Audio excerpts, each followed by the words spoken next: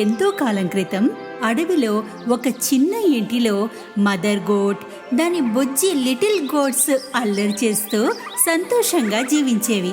Little goats ఎంతో ముద్దుగా ఉండేవి, ఆట బొమ్మల్లా. అందరి తల్లుల్లాగానే మదర్ గోట్ తన పిల్లల్ని ఎంతో ప్రేమించేది. అడవి జంతువులన్నిటి నుండి రక్షిస్తూ ఉండేది. ఒకరోజు భోజనం వెతకడానికి బయటికి వెళ్లే ముందు తల్లి లిటిల్ గోట్స్ని పిలిచి ఇలా చెప్పింది.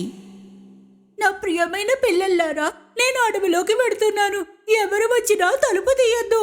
తోడేలు లోపలికి వస్తే అది మనందరినీ తినేస్తుంది. వేషం మార్చుకుంటూ వచ్చి మిమ్మల్ని తినాలని చూస్తుంది. మేము దాన్ని ఎలా గుర్తుపట్టాలి? తోడేలు గొంతు బొంగురుగా ఉంటుంది, నా గొంతు తీయగా ఉంటుంది. బొంగురుగా ఉందంటే అది తోడేలే. ఇలా చెప్పి బయలుదేరుతుండగా తల్లి మేకకు ఏదో గుర్తొచ్చింది. ఇంకో మాట, తోడేలు కాళ్ళు నల్లగా ఉంటాయి, నా కాళ్ళు తెల్లగా. కాళ్ళని చూసి కూడా గుర్తుపట్టండి. కంగారు పడకమ్మా, మేం జాగ్రత్తగా ఉంటాం. మేం పెద్దయిపోయామమ్మా. తల్లి మేక తన పిల్లలందరినీ ఒక్కొక్కరిగా ముద్దు పెట్టుకుంది. అడవి వైపు నడిచింది. తోడేలు ఇదంతా చూస్తోంది. తల్లి మేక వెళ్ళగానే కొద్దిసేపు ఆగింది. ఆ తర్వాత వాళ్ళ ఇంటి వద్దకు వచ్చి తలుపు తట్టింది.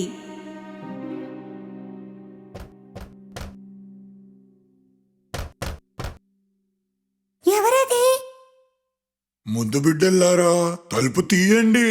ఇదిగో మీ అమ్మ మీకోసం భోజనం తయారు చేసి తీసుకొచ్చింది. అయితే లిటిల్ గోట్స్ తోడేలు బొంగురు గొంతుని గుర్తుపట్టాయి. తలుపు లోపల నుండే చెప్పాయి, నువ్వు మా అమ్మవి కాదు. అమ్మ గొంతు ఎంతో తీయగా ప్రేమగా ఉంటుంది. నువ్వు మమ్మల్ని మోసం చేయలేవు తోడేలు. తోడేలుకు చాలా కోపం వచ్చింది, ఎందుకంటే లిటిల్ గోట్స్ ని తినలేకపోయింది. అప్పుడు ఒక చాక్ పీస్ ని తినేసింది. అప్పుడు దాని గొంతు కాస్త తీయగా మారింది. వెనక్కి వాళ్ళ ఇంటికి వెళ్ళింది. తలుపు తట్టింది. ఈసారి తోడేలు తన తీయటి గొంతుతో మాట్లాడింది. ముద్దు బిడ్డల్లారా, నేను మీ అమ్మని. మీ అందరి కోసం భోజనం తీసుకొచ్చాను. తలుపు తీయండి. ఈసారి ఈ తీయటి గొంతు విని లిటిల్ గోట్స్ కి ఆ గొంతు వాళ్ళ అమ్మలాగానే ఉందనిపించింది. తలుపు తొయ్యబోతుండగా వాళ్ళల్లో ఒకరు అరిచారు, ముందు తలుపు కింద నుండి కాళ్ళని చూద్దాం. వాళ్ళు చూసినప్పుడు తోడేలు నల్లని కాళ్ళు కనిపించాయి. అవన్నీ అరిచాయి, మేం తలుపు తీయము. అమ్మ కళ్ళు నల్లగా ఉండవు, ఆమె కాళ్ళు తెల్లగా ఉంటాయి. నువ్వు తోడేలివి. తన కోపాన్ని మింగుతూ తోడేలు అక్కడి నుండి బయలుదేరింది. ఇప్పుడు అది బేకరీకి వెళ్ళింది. బేకరీ వాడు తోడేలను చూసి ఆశ్చర్యపోయాడు. నేనిప్పుడు శాకాహారినైపోయాను. పేస్ట్రీ మాత్రమే తింటాను. కొంచెం పిండిస్తారా నాకు? తోడేలు బేకరీ నుండి పిండిని తీసుకుని బయలుదేరింది. ఇంటి దగ్గర పిండిని తన కాళ్లపైన వేసుకుంది. ఇప్పుడు దాని కాళ్ళు తెల్లగా ఉన్నాయి. మూడోసారి తోడేలు తెలివిగా తలుపు తట్టింది.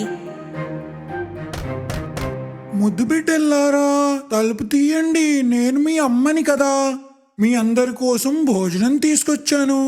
కాళ్ళని చూపించు, తెలుస్తుంది అమ్మవా కాదా అన్నది. తోడేలు పిండిని పోసిన కాళ్ళని చూపించింది. లిటిల్ గోట్స్ తెల్లటి కాళ్ళని చూసి అవి అనుకున్నాయి తల్లి వచ్చింది అని. తలుపు తీసేశారు. ఇంకేముంది, వాళ్ళ ఎదురుగా తోడేలుంది. లిటిల్ గోట్స్ భయపడ్డాయి, కంగారు పడ్డాయి, అరవసాగాయి.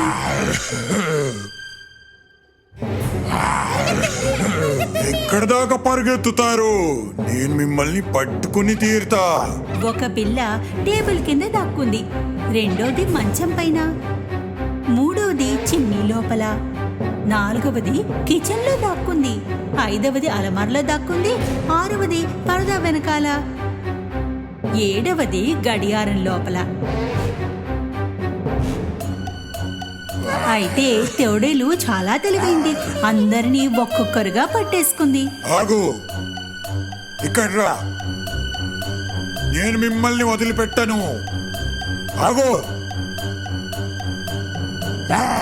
కేవలం గడియారంలో దాక్కున్న దాన్ని మాత్రమే పట్టుకోలేకపోయింది. దాని కడుపు నిండిపోయింది. అందుకే అది ఆలోచించలేదు, అక్కడి నుండి వెళ్ళిపోయింది. అక్కడ పెద్ద మైదానం ఉంది. అడవిలో తోడేలు ఒక చెట్టు కింద గురక పెట్టి నిద్రపోయింది.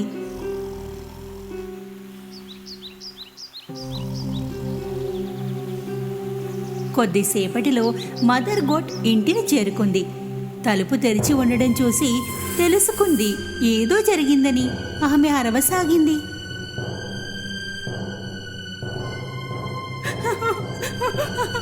నా పిల్లలారా! ఇంటికి చేరగానే ఆమె కంగారు పడింది. మొత్తం ఫర్నిచర్ పడి ఉంది. పరదాలు చిరిగి ఉన్నాయి. మంచం చిందరవందరగా ఉంది. తలగడ, దుప్పటి ఇక్కడ పని ఉన్నాయి.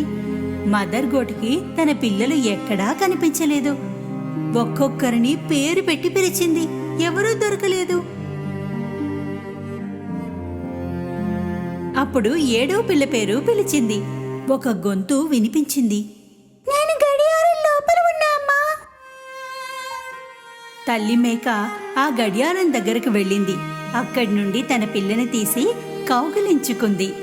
లిటిల్ గోట్ తల్లికి మొత్తం జరిగింది చెప్పింది. ఆ తోడేలు వచ్చింది. వేషం మార్చుకుని వచ్చి అందరినీ తినేసింది.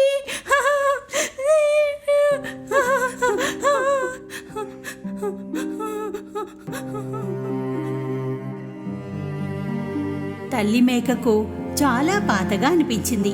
చాలా ఏడ్చింది. తన పిల్లల్ని తలుచుకుంటూ ఉన్న ఒక్క పిల్లతో కలిసి బయటికి వచ్చింది. అప్పుడే ఆమెకు నిద్రపోతున్న తోడేలు కనిపించింది. ఎంత గట్టిగా గురక పెడుతోందంటే చెట్టు ఆకులు కూడా కదులుతున్నాయి. తల్లి మేక తోడేల్ని కాసేపు చూసింది. దాని కడుపులో ఏవో కదులుతున్నట్టుగా అనిపించింది.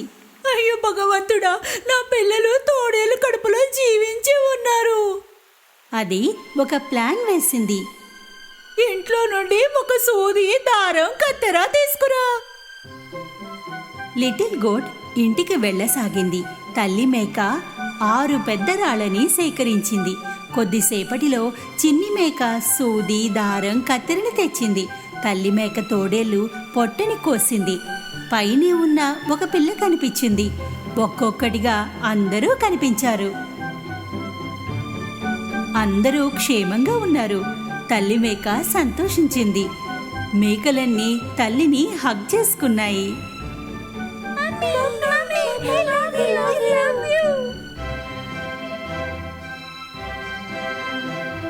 సంతోషంతో గంతులు వేశాయి.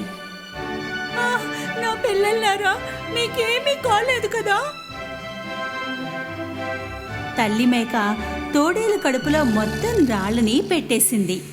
తర్వాత సూది దారంతో కుట్టేసింది.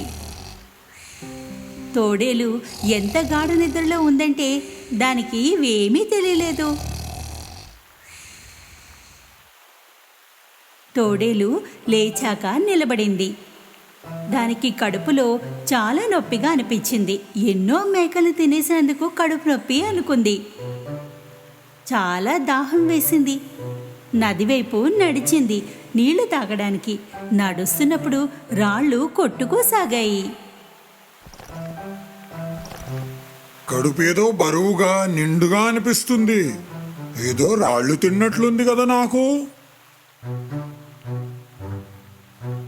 నీళ్లు తాగడానికి వంగింది.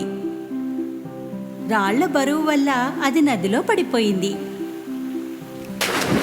ఓ, రక్షించండి, రక్షించండి నన్ను, నేను మునిగిపోతున్నాను. ఆ, ఆ, అయ్యో! చాలా అరిచింది. కానీ ఎవరూ రాలేదు. రాళ్ల బరువు దాన్ని నీళ్ళ లోపలికి లాక్కెళ్ళింది. తల్లి మేక, లిటిల్ గోట్స్ దీన్ని చూసి నది వైపుకి వెళ్ళాయి.